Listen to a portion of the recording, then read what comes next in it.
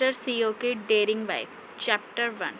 Please like comment and subscribe करना ना भूलें। अभिषेक प्लीज़ थम। अभिषेक ने खूबसूरत सी लड़की को ज़मीन पर धक्का दे दिया और उसके खूबसूरती से कर्ल हुए बाल ख़राब हो चुके थे। उसका मेकअप बर्बाद हो चुका था। उसकी कलाई पर ब्रशेस पड़ चुके थे। अभिषेक ने गुस्से और नफ़रत भरी आंखों से उसे घूरा। वे शख्स जो कभी उसका मंगेतर था, जिससे 1 साल बाद उसकी शादी होने वाली थी, उसकी आंखों में अपने लिए इतनी नफ़रत देखकर रिया का पूरा शरीर ठंडा पड़ चुका था। क्या ये कैसे हो सकता था? अभिषेक उससे इतनी नफ़रत कैसे कर सकता था? ये सवाल उसके जहन में अचानक से आया। उस क्रूर व्यक्ति की बाहों में खड़ी पतली सी खूबसूरत सी लड़की कोई और नहीं, उसकी सेक्रेटरी वर्षा थी।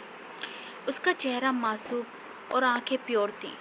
उसका रंग बर्फ़ के जैसा सफ़ेद था। उसका छोटा सा चेहरा बहुत प्यारा लग रहा था, मानो किसी डॉल को तैयार करके खड़ा कर दिया हो। अपने कमज़ोर नेचर और विनम्र मुस्कान के साथ वह हमेशा मर्दों को अपनी ओर आकर्षित करती थी, उसे प्रोटेक्ट करने के लिए। अभिषेक कुमार जो उसके प्यार में पागल हो चुका था, उसने कसम खाई थी कि अगर किसी ने वर्षा को नुकसान पहुंचाया तो वह उसको बर्बाद कर देगा। रिया जो बचपन से अपनी बेस्ट फ्रेंड भी थी और मंगेतर भी, उसके साथ इतना बुरा व्यवहार कर रहा था, इसकी वजह भी वर्षा ही थी। तुम्हें देखकर घिन आती है, उसके मुंह से निकला। हर एक शब्द उसके दिल में तीर जैसा चुभा।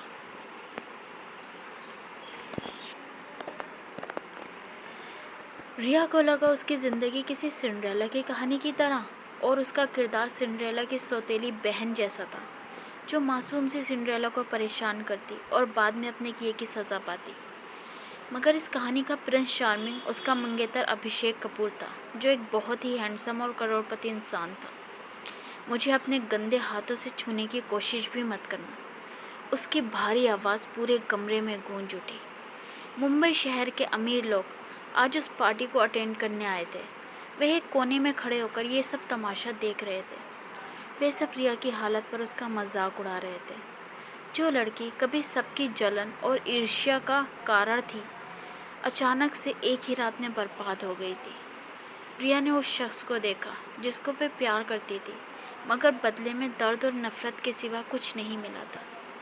अभिषेक उसे ऐसे घूर रहा था मानो वह उसके पैरों की धूल हो, जो हमेशा उसके जूतों से लिपटी रहती थी। अभिषेक उसके कुछ कहने से पहले ही चीख उठा, यू बिच! क्या तुम्हें मैंने इजाज़त दी मेरा नाम लेने की? ये सुनकर रिया को लगा उसका दिल की धड़कन बंद कर दिया। उसके दिल ने धड़कना बंद कर दिया। रिया ने अपना सारा टाइम, अटेंशन और ज़िंदगी उसको सौंप दी थी। जब उसे अपनी कंपनी में उसकी ज़रूरत थी, वह हमेशा वहाँ उसके पास थी। उसकी कंपनी में, उसके प्रोजेक्ट में, लोगों को धमकाने में, सारा गलत काम करने में, यहाँ तक कि उसकी कंपनी को संभालने की वजह से वह मेंटली डिस्टर्ब रहने लगी थी। जो काम अभिषेक के थे वह अकेले ही सब हैंडल कर रही थी, और अभिषेक अपनी नई लवर के साथ विदेश घूम रहा था, रिया से झूठ बोलकर। रिया ने अपनी मुट्ठी कस के मींच ली। वह उसके प्यार में इतनी पागल हो गई थी कि उसे उसका धोखा नज़र ही नहीं आया। अभिषेक ने उसे देखा, उसे यकीन नहीं हो रहा था खुद पर। उसने सोचा था कि ये नीच लड़की उसकी दोस्त बनने के काबिल थी। जब वह छोटी थी वह हमेशा उसका ख्याल रखती थी, मगर बड़ी होकर वह एक क्रेजी वूमेन बन चुकी थी। How disgusting! उसे कोई प्रॉब्लम नहीं थी जब वह वर्षा को देखकर जलती थी। कौन सा शख्स नहीं चाहता लड़कियां उस पर मरे, मगर रिया को अपनी सीमा क्रॉस नहीं करनी चाहिए थी। उसे वर्षा को धमकाना नहीं चाहिए था, जिससे वह इतना प्यार करता था। वह खुद को क्या समझती है? उसने उसे कुछ नहीं कहा जब उसने उसकी मंगेतर बनकर दूसरों पर अपना रौब जमाया। अब वह उसे इस तरह बदला दे रही थी, वर्षा को जान से मारने की धमकी देकर। तुम एक मोहरे के सिवा कुछ नहीं हो। तुम्हारी हिम्मत कैसे हुई मोहरा होकर रानी को धमकाने की? अभिषेक ने कहा। रिया पहले से ही इतना टूट चुकी थी, मगर अभिषेक को उस पर ज़रा भी रहम नहीं आया। रिया को उसने नहीं, उसके पेरेंट्स ने चुना था। इसे मेरी चेतावनी समझना रिया खन्ना, मुझसे और मेरी वाइफ से दूर रहना। उसकी कठोर आवाज़ रिया के जिस्म को ठंडा कर दिया। रिया को लगा वह उसकी बात पर हंस पड़ेगी। जिस लड़की को वे अपनी बीवी बता रहा था, कल तक वे सिर्फ उसकी रखेल थी। कपूर फैमिली कभी भी ऐसी औरत को अपनी बहू के रूप में स्वीकार नहीं करेगी जो एक गरीब फैमिली से बिलोंग करती हो। तुम्हें मेरी बात समझ आई? अभिषेक ने गुस्से भरी आवाज़ में पूछा, जब उसने देखा कि वे अपने ही ख्यालों में गुम थी। झुक कर उसकी थोड़ी को पूरी तरीके से पकड़ लिया। रिया दर्द से कर्रा उठी, जिसकी वजह से उसने अपनी पकड़ और मजबूत कर दी। वे समझ गई, एक और चोट का निशान उसे मिलने वाला था, वर्षा से दूर रहना। अभिषेक की आवाज़ शांत थी, मगर वहाँ खड़े सभी लोग कांप उठे। रिया को लगा कि अब बस बहुत हुआ। अपने गुस्से में वे भूल गई थी वे क्या कर रही थी। और अगर मैं नहीं मानूं तो? उसने गुस्से भरी आवाज़ में उससे बात की। अभिषेक की आंखें गुस्से से लाल हो गईं। उसने अपना हाथ उठाकर रिया के एक जोरदार तमाचा मारा। वहाँ खड़े सभी लोग हैरान हो गए। उन्होंने कभी भी नहीं सोचा था कि अभिषेक कपूर एक औरत पर हाथ उठाएगा। रिया उस थप्पड़ की वजह से एक तरफ गिर गई। उसका गाल दर्द से नीला पड़ने लगा। उसकी आंखें आंसुओं से भर गईं। ओह गॉड, अभिषेक तुम ठीक तो हो? वर्षा ने तुरंत अभिषेक का रूखा और खुरदरा हाथ पकड़ लिया, जो कि लाल हो चुका था। तुम्हें ज़्यादा दर्द तो नहीं हो रहा? उसने विनम्र और शांत आवाज़ में पूछा। उसकी आवाज़ मधुर और शहद जैसी मीठी थी। उसने उसके हाथ पर फूंक मारते हुए उसे उसने प्यार से सहलाया। वर्षा को अपनी फिक्र करता देख अभिषेक की आंखें नरम पड़ गईं। स्वीटहार्ट, मैं ठीक हूँ, उसने धीरे से कहा। रिया नफरत से उसे घूरने लगी। अभिषेक का एक हाथ वर्षा की कमर को पकड़े हुआ था, मानो वे बहुत कीमती चीज़ हो।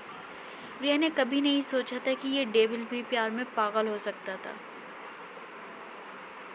हनी, रिया पर ज़्यादा ध्यान देने की ज़रूरत नहीं है।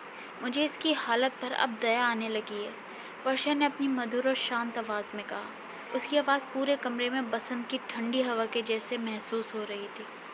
तुरंत अभिषेक ने उसकी बात मान ली। उसके प्यार में पागल वे कैसे उसकी मना कर सकता था? जैसी तुम्हारी इच्छा स्वीटहार्ट, उसने धीरे से उससे कहा। वे हमेशा की तरह उसकी हर बात मानता था। वह उसके लिए पागल था, उसका दिल सिर्फ उसके लिए धड़कता था। मगर उसके माता पिता ने रिया को उसके लिए पसंद किया था। रिया को लगता था कि वर्षा सिर्फ उसका टाइम पास है, इसलिए उसने कभी भी वर्षा को सीरियस नहीं लिया था, क्योंकि उन दोनों के परिवार उनकी मंगनी बचपन में ही तय कर चुके थे। रिया खुद को शांत रखना चाहती थी, मगर उसका दिल उससे चीख चीख कर कह रहा था कि आज उसको चुप नहीं रहना चाहिए। उसे सब कुछ बोल देना चाहिए जो वह बोल देना चाहती थी।